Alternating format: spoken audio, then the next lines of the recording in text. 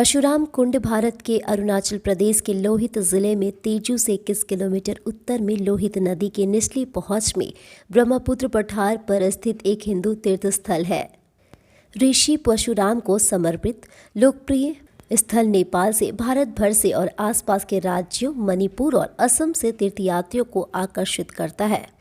जनवरी के महीने में मकर संक्रांति के अवसर पर प्रत्येक वर्ष 70,000 से अधिक भक्त और साधु इसके जल में एक पवित्र डुबकी लगाते हैं। हजारों तीर्थयात्री हर साल सर्दियों में विशेष रूप से मकर संक्रांति के दिन पवित्र कुंड में डुबकी लगाने आते हैं, जिसके बारे में माना जाता है कि यह किसी के पापों को धो देता है। स्थानीय लोगों के द्वारा बताई गई इस खूबसूरत जगह के पीछे एक पौराणिक कहानी है।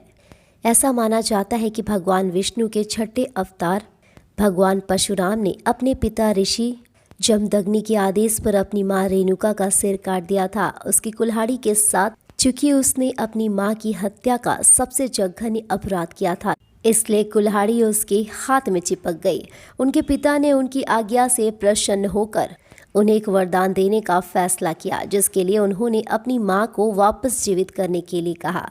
उसकी मां को जीवित करने के बाद भी उसके हाथ से कुल्हाड़ी नहीं छूटी। यह उनके द्वारा किए गए जघन्य अपराध की याद दिलाता है।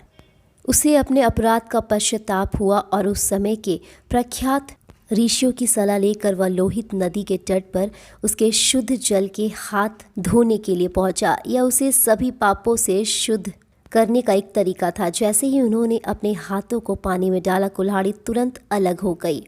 तब से साधुओं के द्वारा परशुराम कुंड के रूप में जाना जाता है।